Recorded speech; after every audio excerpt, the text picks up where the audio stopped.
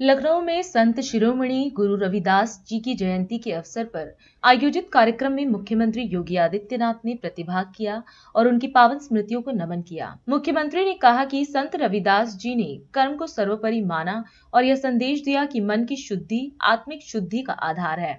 आत्मा की शुद्धता से सभी सिद्धियां प्राप्त हो सकती हैं। इस कार्यक्रम में सीएम ने संत रविदास जी के आदर्शों को याद करते हुए उनके योगदान को श्रद्धांजलि दी। अपनी कर्म की साधना से सद्गुरु रविदास जी महाराज ने सिद्धि की पराकाष्ठा को छुआ था। उन्होंने कर्म को महत्व दिया और उसके लिए उन्होंने कहा, कर्म कई ईश्वर जानी के, यानी कर्म को ही ईश्वर जान करके जो पूजे दिन रेन, यानी जो दिन और रात उसको भजन करता है उसी को सिद्धि प्राप्त होती है, वही सफलता प्राप्त कर सकता है। और इसीलिए जब उनके मित्र एक संत ने उनसे कहा काशी में कि चलो गंगा स्नान करके आते हैं, दोनों मित्र थे, नियमित रूप से गंगा स्नान करने जाते थे, लेकिन उन्होंने आकर कहा, उन्होंने कहा कि भाई देखो, एक आना ये मेरी तरफ से माँ गंगा को भेंट कर देना, मेरे पास आज जूता सीने का काम ज्यादा है, मैं इस काम को निपटाने के बाद ही जा पाऊंगा। और संत रविदास जी नहीं गए, उन्होंने अपने साथी मित्र जो संत थे उनको कहा, तुम भी जब स्नान करो तो मेरी तरफ से ये माई को भी ये काना चढ़ा देना। सहयोगी संत गए, स्नान किया, स्नान करने के बाद पूजन का कार्यक्रम बना, उन्होंने पूजा की, अपनी ओर से भेंट चढ़ाया, फिर उन्हें याद आया कि रविदास ने भी तो मुझे कुछ दिया था। उन्होंने उनका आना निकाला और जैसे ही माँ गंगा को भेंट किया तब तक माँ गंगा ने हाथ उठा करके उसको पकड़ा। वो बहुत अच्छा, उन्होंने कहा कि मैं चढ़ा रहा था तब तो नहीं, कि अपना मेरा भेंट तो नहीं माँ गंगा ने स्वीकार किया, लेकिन रविदास का कैसे? तो उन्होंने वापस आकर के रविदास जी से पूछा, संत रविदास जी से पूछा, ये कैसे हुआ? उन्होंने तब कहा था कि मन चंगा तो कटौती में गंगा, यानी मन की शुद्धि आपकी आत्मिक शुद्धि का आधार है, और आत्मिक शुद्धि है तो दुनिया की सभी प्रकार की सिद्धियां आपके पास आती हुई दिखाई देती है।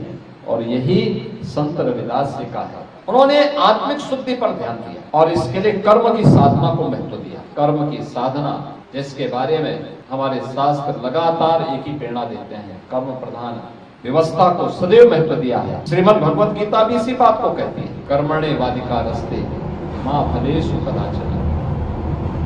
प्रयागराज में हो रहा है 13 जनवरी से अब तक पिछले एक महीने में 47 करोड़ से अधिक श्रद्धालु मां गंगा, यमुना और सरस्वती की त्रिवेणी में आस्था की डुबकी लगा चुके हैं। और ये क्रम अभी चलेगा 26 फरवरी का। अनुमान करिए अगले 14 दिन में कितनी बड़ी पैमाने पर श्रद्धालु जन आएंगे। मैं आज की इस अवसर पर आप सबको हृदय से बधाई देता हूँ।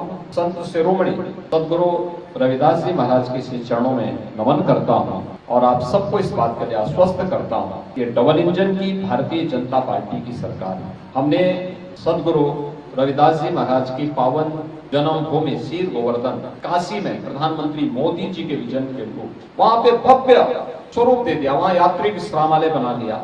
सद्गुरु रविदास जी महाराज की भव्य प्रतिमा रखवा दी गई, पार्क का निर्माण कर दिया गया, 4 लेन की कनेक्टिविटी दे दी, यानी 17 के पहले वहां सिंगल लेन की सड़क थी, कोई यात्री विश्रामालय नहीं था, कोई अतिथिशाला नहीं था, कोई भोजनालय नहीं था, कोई बड़ी मूर्ति नहीं थी।